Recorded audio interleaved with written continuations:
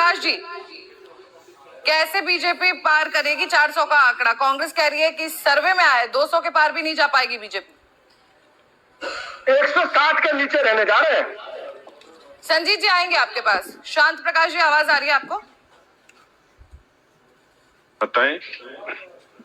400 का पार का आंकड़ा बीजेपी दावा कर रही है, किस तरह से करेगी? जबकि कांग्रेस कह रही है 200 के पार भी नहीं जा पाएगी बीजेपी। देखिए, सही मायने में हम अपने जो पिछले 10 वर्षों में हमने काम किया है, हमारा मुख्य रूप से आधार वही है।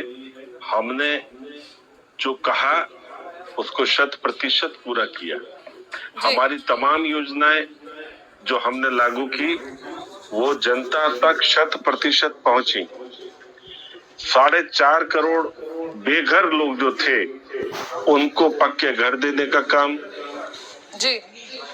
पूरे देश को शौच मुक्त, मतलब आप ये देखिए, जंगल में जो बच्चियां जो थी पहले शहर जंगल में जाने के लिए सुबह से शाम तक जो है इंतजार करते थे कि अंधेरा होगा तो हम जो है वो जंगल जाएंगे, और ये चीजें हमने देखी खूब। आज वो बच्चे जो है आजादी के साथ में अपने घर में ही बने हुए शौचालय का इस्तेमाल कर पा रहे हैं।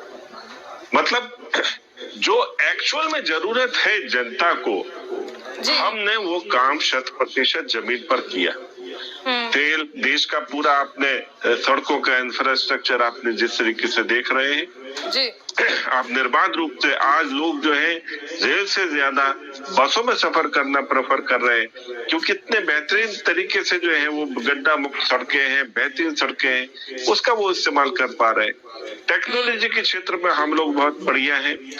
आज हमने जो डेवलपमेंट देश को दिया और जनता ने उसको वाकई उस चीज को महसूस किया कि हाँ वाकई पिछले 10 वर्ष में देश के अंदर विकास। लेकिन आरोप भी तो है आपकी सरकार पर, ईडी के दुरुपयोग का आरोप है। जिस तरह से देखिए जेल में डाल दिए जा रहे हैं चुनाव से पहले नेता, तो आरोप भी तो आपकी सरकार पर कई है। ज्यादा से ज्यादा चुनाव प्रचार के लिए रोका जा सके विपक्षी नेताओं को, इसलिए केंद्रीय एजेंसियों का मोदी सरकार दुरुपयोग कर रही है, ये भी तो लगातार आरोप लग रहा है। देखिए, अपराधी जो है उसके लिए जांच, उस पर जांच होगी। वो अपराधी चुनाव के कारण से क्यों बच जाएगा भैया? अगर किसी ने घोटाला किया है तो वो जांच एजेंसियां इसलिए छोड़ देंगे कि नहीं भाई नहीं, तुमने पहले चुनाव लड़ दो उसके बाद में तुम्हारी जांच करेंगे। सवाल तो ये भी है ना शांत प्रकाश जी, विपक्ष के नेताओं पर ही क्यों हो रही है जांच? जो अपराध करेगा, जिसने बेईमानी करी है उसी पर तो होगी जांच। हम जिस वक्त 2014 में सरकार में आए तो हम भ्रष्टाचार खत्म करने के उद्देश्य से आए। जनता ने हमें मैंडेट दिया, क्योंकि पहले भी ईडी थी, मगर पहले कांग्रेस के समय में ईडी जो है वो प्रोटेक्शन देती थी, वो किसी के ऊपर कार्रवाई नहीं करती थी। आज वो कार्रवाई कर रही है, और वो कार्रवाई करने के कारण आपकी पार्टी में तो आरोप ऐसे भी लगते रहे कि आपकी पार्टी के पास वॉशिंग मशीन है। अगर विपक्ष का नेता आपकी पार्टी में शामिल हो जाता है तो वो सही हो जाता है, उसके खिलाफ जांच बंद कर दी जाती है। बिल्कुल साफ सुथरा होकर निकलता है उस वॉशिंग मशीन से। ऐसे भी तो आरोप लगाए जा रहे हैं ना बीजेपी पर। नहीं, ये आरोप लगाने वाले जो भ्रष्टाचारी हैं वो लगा रहे हैं, और ऐसा नहीं है। ऐसा क्यों करेंगे? अगर कोई आदमी भ्रष्टाचार में लिप्त है और उस पर जांच हो रही है, अगर देखो किसी के ऊपर कोई जांच हुई और उस पर कोई कार्रवाई नहीं हुई तो वो आ गया, कोई बात नहीं। मगर अगर आप अपराधी हैं, आप जेल में हैं, आप बेल पर हैं, हमारे यहाँ उसके लिए कोई जगह नहीं है। हम ऐसे क्यों करेंगे कि भाई इसको ऐसे व्यक्ति को... बिल्कुल।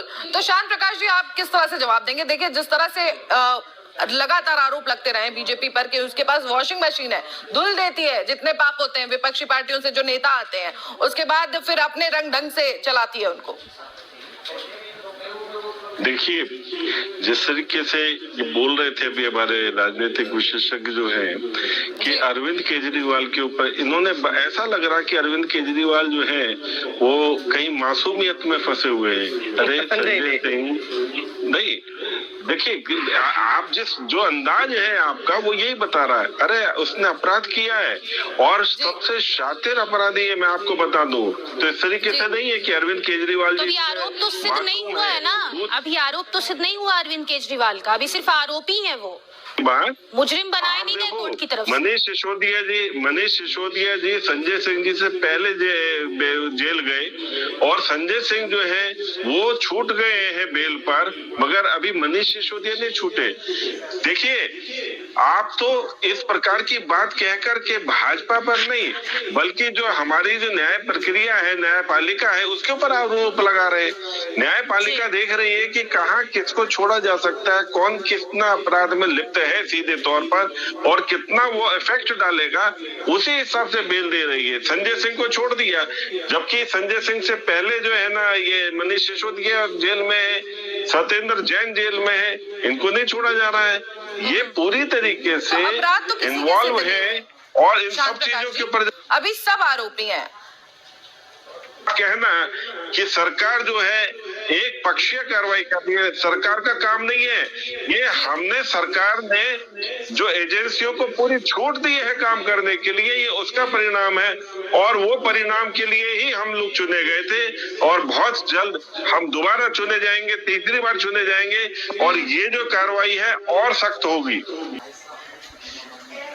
शांत प्रकाश जी आवाज आ रही है आपको? हाँ, क्या दोबारा पूछे? ये पीएम बोल रहे मोदी थे को ना, तो संजीव जी घमंडी बता रहे हैं।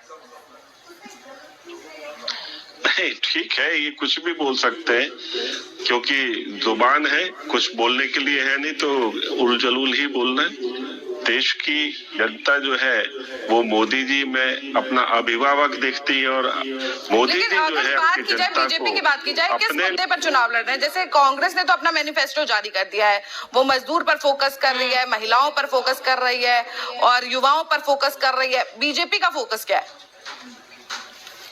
देखिए हमने हमने संकल्प पत्र बनाए, हमने उनको 100% पूर्ण किया है।